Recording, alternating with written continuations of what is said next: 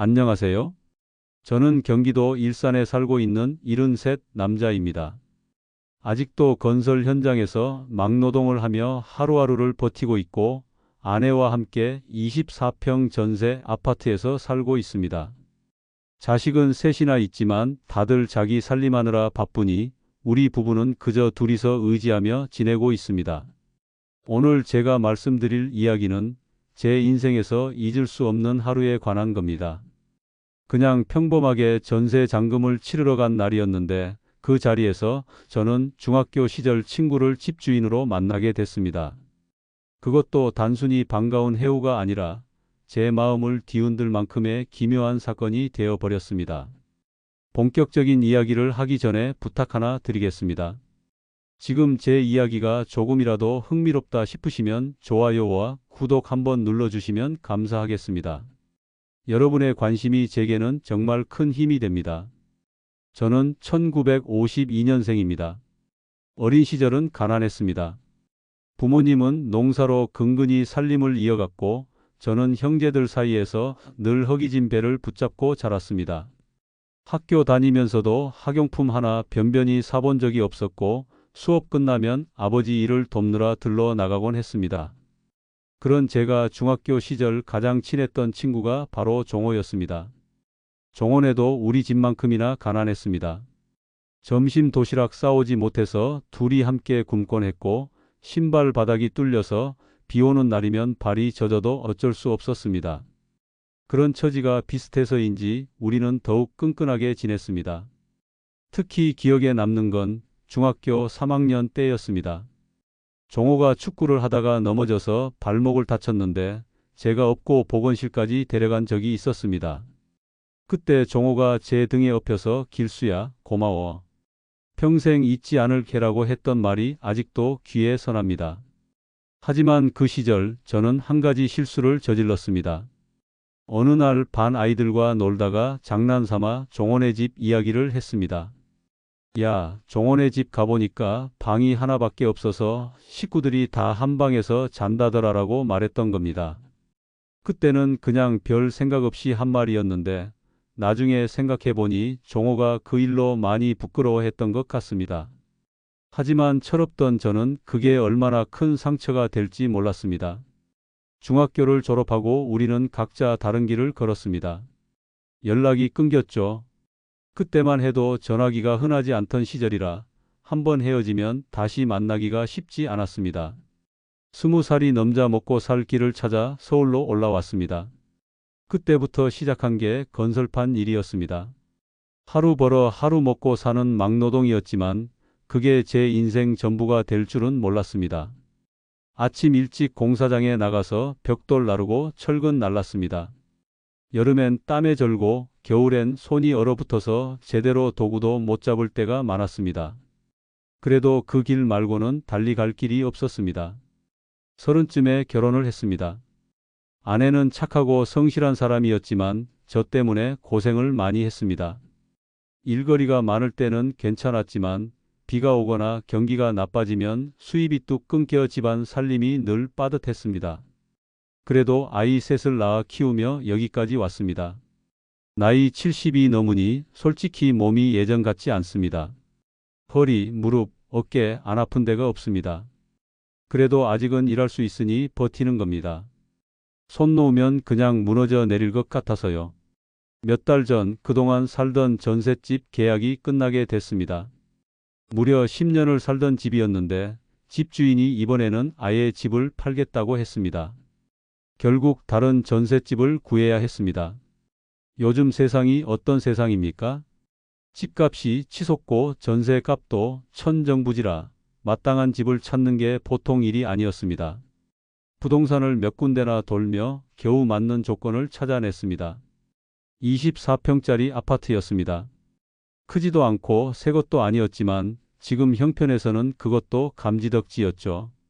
그런데 이상한 건 부동산 중개업자가 계속 이 집 집주인이 좀 특이하시다라고 하는 겁니다. 어떻게 특이하냐고 물으니 글쎄요, 그냥 느낌이 그래요 라고만 대답하더군요. 그렇게 계약을 하고 며칠 뒤 아내와 함께 부동산으로 잔금을 치르러 갔습니다. 그날 제 인생에서 참 묘한 장면이 기다리고 있었습니다. 부동산 사무실에 들어가니 집주인이 먼저 와 있었습니다. 처음엔 그냥 평범한 노인네라고 생각했습니다. 정장을 말끔하게 차려입고 비싼 시계를 차고 있었습니다. 그런데 서류에 적힌 이름을 보는 순간 제 눈이 번쩍 뜨였습니다. 분명히 제가 중학교 시절 함께 뛰놀던 친구 이름이었습니다. 종호. 저도 모르게 얼굴을 빤히 쳐다봤습니다. 세월이 흘러 주름지고 머리카락이 희끗희끗했지만 틀림없이 제 옛 친구 종호였습니다. 야, 너 혹시 종호 아니냐? 제가 조심스럽게 물었습니다. 그 사람도 놀란 눈으로 저를 보더니 설마 길수냐? 하며 벌떡 일어나는 겁니다. 맞았습니다. 중학교 3년 내내 같은 반에서 붙어 다니던 바로 그 종호였습니다. 여기까지만 들으면 참 감동적인 재회 같습니다. 그런데 이야기는 여기서부터 묘하게 흘러가기 시작했습니다. 저는 반가운 마음에 옛날 이야기를 꺼냈습니다. 야, 우리 중학교 때 축구하다가 내가 넘어져서 내가 업고 보건실 데려간 거 기억나냐? 졸업사진 찍을 때 맨 뒤줄에 같이 섰던 거 생각나냐? 그런데 종호는 시큰둥했습니다. 그냥 의례적으로 웃을 뿐 별로 반가워하는 기색이 없었습니다. 오히려 제가 말할 때마다 미묘하게 표정이 어두워지는 것 같았습니다. 잔금을 치르는 동안 분위기는 계속 어색했습니다. 저는 옛 친구를 만난 기쁨에 들떠 있었는데 종호는 차갑게 사무적으로만 대했습니다. 심지어 제가 우리 이렇게 만난 것도 인연인데 나중에 한번 만나서 술이라도 마시자고 했는데 종호는 글쎄요, 바쁘니까요 라고 시큰둥하게 대답했습니다. 그런데 잔금을 다 치르고 난 뒤 갑자기 종호가 마음을 바꿨습니다. 길수야, 그래도 이렇게 만난 건 인연이니까 차 한잔하고 가라. 내 집이 여기서 가깝거든. 저는 호기심 반, 설렘 반으로 따라갔습니다. 그런데 막상 종호의 집에 들어선 순간 제 마음은 참 복잡해졌습니다. 종호는 제가 전세로 들어갈 집에서 걸어서 10분도 안 되는 거리에 있는 큰 평수 신축 아파트에 살고 있었습니다. 아파트 입구부터가 남달랐습니다. 경비원이 인사하고 로비는 호텔 같았습니다. 현관문을 열자마자 펼쳐진 거실은 넓고 환했습니다. 바닥은 대리석, 벽에는 커다란 액자가 걸려 있었고 통창 너머로는 호수공원이 한눈에 들어왔습니다. 제 전세집에서는 상상도 못할 풍경이었습니다. 거실만 해도 제 집 전체 크기보다 컸습니다. 순간 제 속에서 뭔가 와르르 무너져 내렸습니다. 같이 흙바닥에서 놀던 놈인데 세월이 이렇게 차이를 만드는구나.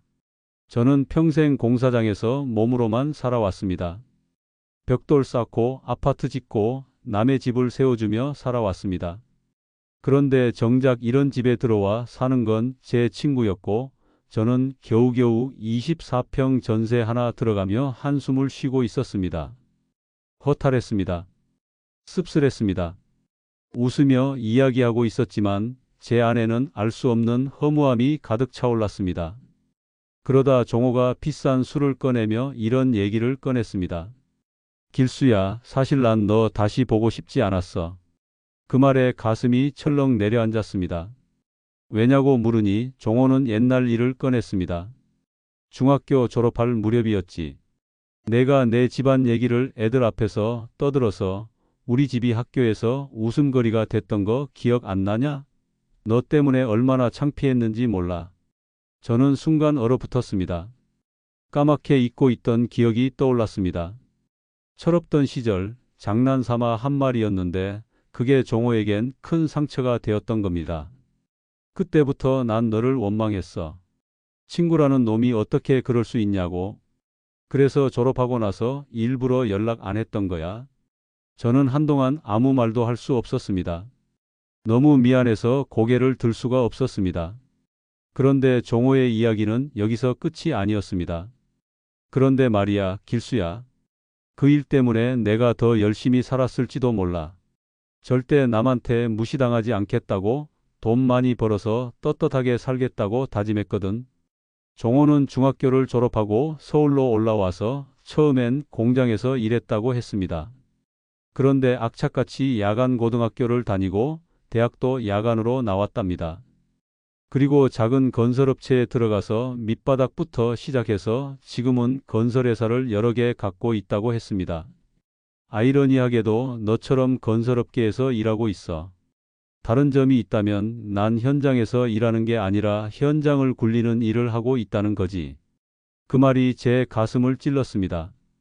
같은 건설업계지만 한 사람은 땀 흘리며 벽돌을 나르고 한 사람은 사무실에 앉아서 사업을 지휘하고 있었습니다. 시간이 지나면서 저는 종호에게 진심으로 사과했습니다. 정말 미안하다. 그때 내가 얼마나 철없었는지 지금 생각해도 부끄럽다. 다행히 종호도 서서히 마음을 풀었습니다.